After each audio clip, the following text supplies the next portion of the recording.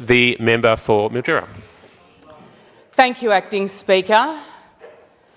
And given that the member for Brighton is referring to who I can only assume to be myself, I'll address the issue. Do I take personal offence to it? Yeah, I do.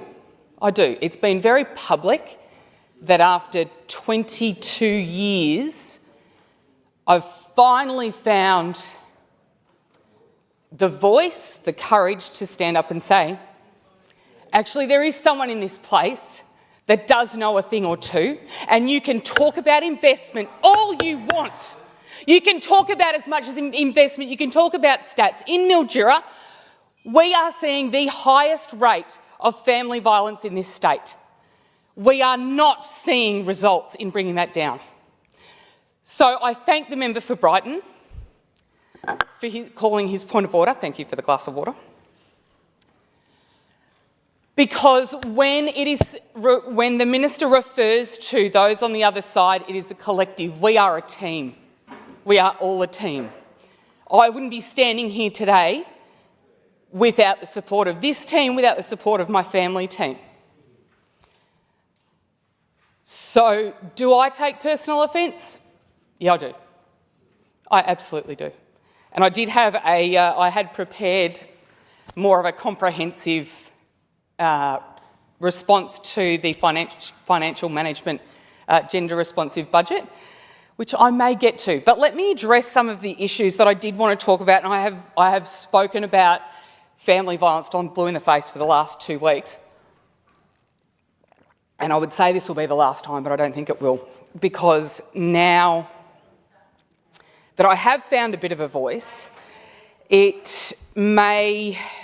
come up again, it really will, because with the rates of family violence and the women dying, and it is largely women, we know that. Of the 14,000 people in Mildura alone that are working with the extraordinary organisations on the ground, those like Mallee Family Care, those like MASP, the Mallee Accommodation Supported Program, 90% of those are women. We know that. Yes, it happens the other way, but 90% of those are women. And they are waiting, as the member for Euroa said, they're waiting up to 2 years. They're going into the department's offices to seek housing, and they're being given tents. Could you imagine needing somewhere safe to go and being given a tent? Come on. So the minister can stand there and talk about any amount of investment or earrings that, I'm sorry, I don't wear. As a victim myself, I don't. You can talk about investment all you want, but it's disingenuous. I find it almost condescending.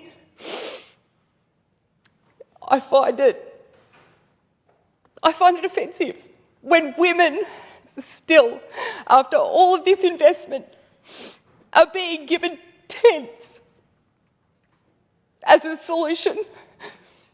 Where is that investment ending up?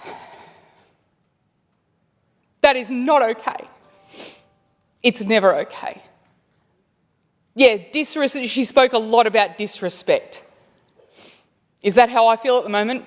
Absolutely.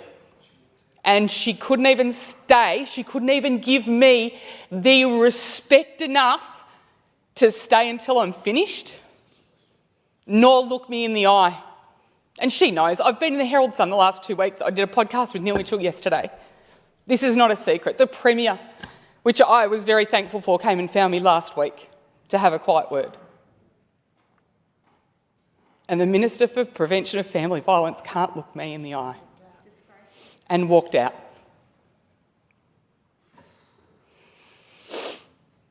So I thank the member for Brighton for calling a point of order